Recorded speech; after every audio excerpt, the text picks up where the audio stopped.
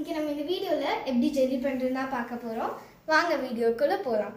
அதுக்கு ஃபர்ஸ்ட் நான் jelly powder எடுத்துக்கிறேன். நம்ம அதை ஓப்பன் பண்ணிக்கிறேன்.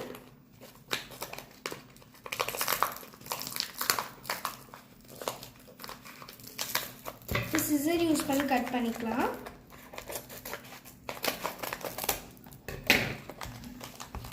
ஸோ அதுக்குள்ளே ஜெலட்டின் இருக்கும், அப்புறம் ராஸ்பெரி பவுடர் இருக்கும். ஃபர்ஸ்ட் நம்ம ராஸ்பெரி பவுடரை கொட்டிடலாம். இப்போது ஜெலட்டினை கட் பண்ணி ஆட் பண்ணிக்கலாம்.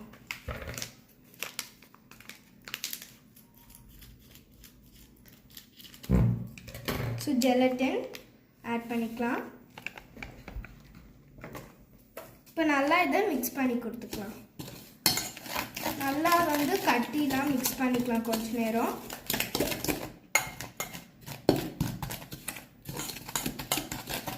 ஸோ நல்லா ஜெலட்டினும் ராஸ்பெரி பவுடரும் மிக்ஸ் ஆகிற அளவுக்கு மிக்ஸ் பண்ணிக்கலாம்.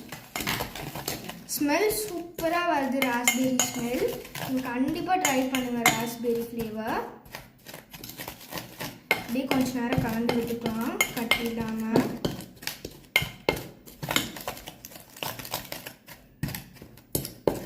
இப்போ கலந்தாச்சு. இப்போ நான் ஹாட் வாட்டர் ஹீட் பண்ணி வச்சுருக்கேன், பாயில் பண்ணி வச்சுருக்கேன். அதை ஆட் பண்ணிக்கலாம் கொஞ்சமாக. So 500 ml of hot water நான் அதில் யூஸ் பண்ணியிருக்கேன். நீங்கள் எவ்வளோ பேக்கெட்ஸ் எடுக்கிறீங்களோ அதுக்கு தகுந்த மாதிரி அட்ஜஸ்ட் பண்ணிக்கோங்க. இப்போது அந்த பவுடர்ஸ் கட்டி இல்லாத வரைக்கும் நல்லா கலந்து விடணும். இதை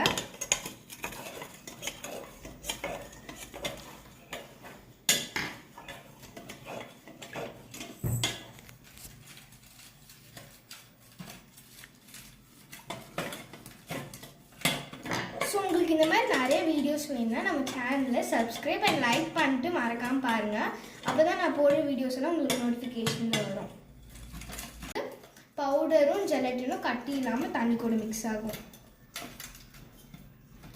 நீங்கள் ஹாட் வாட்டர் யூஸ் பண்ணிக்கலாம் அல்லது வார்ம் வாட்டரும் யூஸ் பண்ணிக்கலாம்.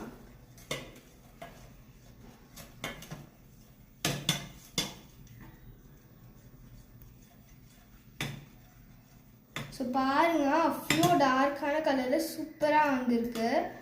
ஸ்மெல் சூப்பராக இருக்குது.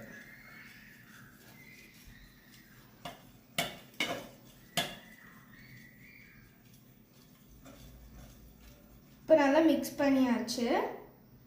இது அப்படியே ரெஃப்ரிஜிரேட்டரில் ஒரு 20 to 25 minutes நம்ம அப்படியே விட்டுறணும். அதுக்கப்புறம் எப்படி இருக்குன்னு பார்க்கலாம்.